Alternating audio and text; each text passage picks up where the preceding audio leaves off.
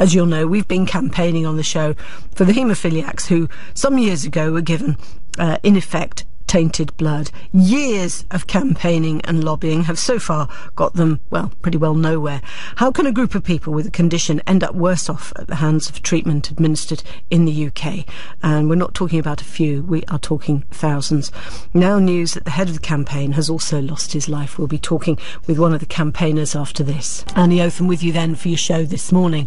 Now then, Joseph Peaty is a haemophiliac and lives in Coventry. He's become a regular voice on the show this year, and here's why. In the mid-1970s, there was a fantastic new product that was developed, and this had isolated this important protein, and they produced it in freeze-dried form in a little glass vial, and you just mixed it with some water and injected it.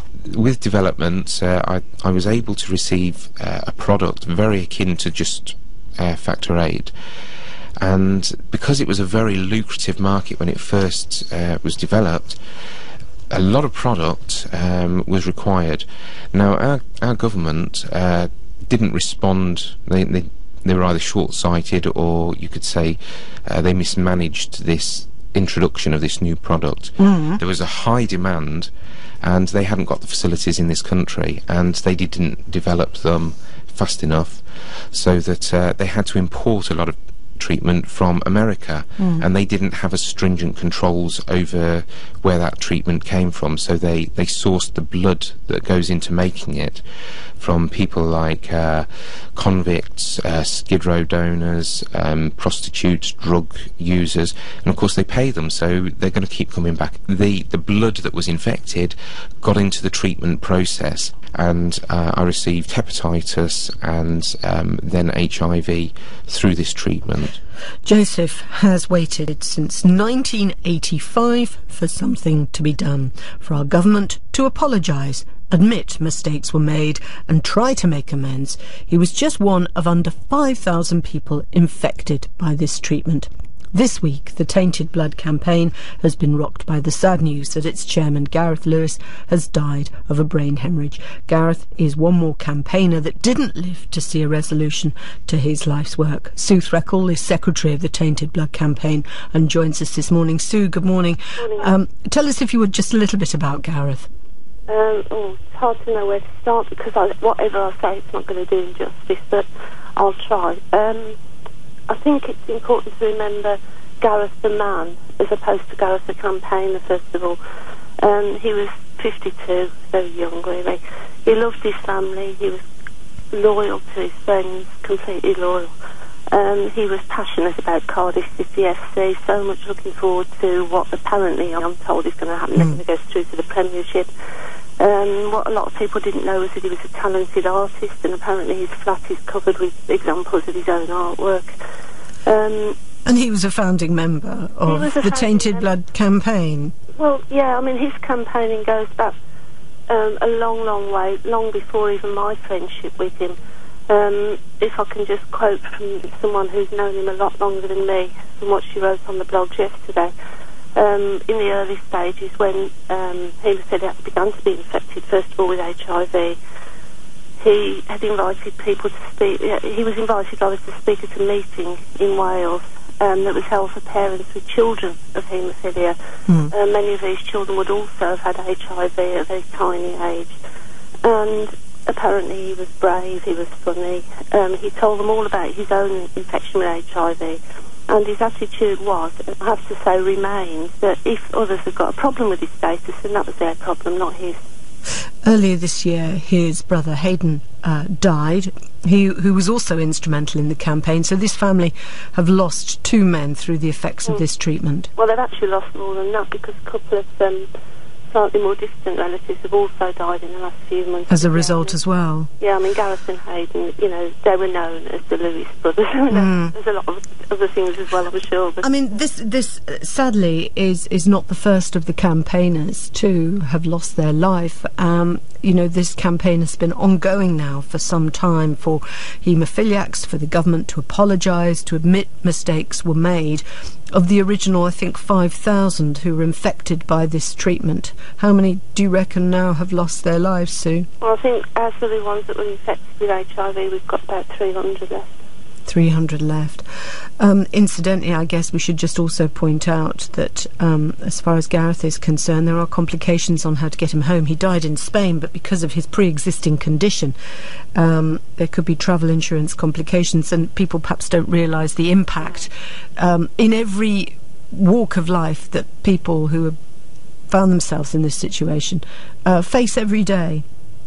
Yeah, I mean, we know that he got the European card, the E111, but we don't think he was able to get any travel insurance in common with the majority of the haemophiliacs infected.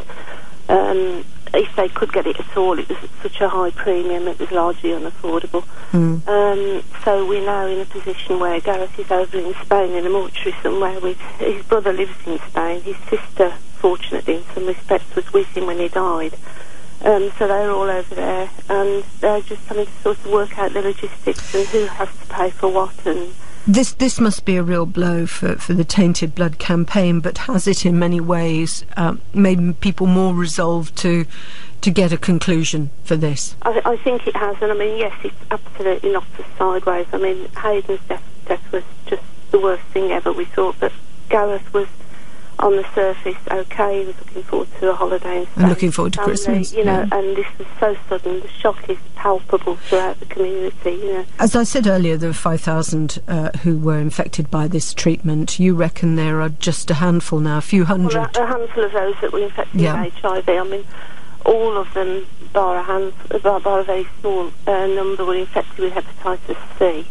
But there is a knock-on effect with other families within the families where they may too have been infected.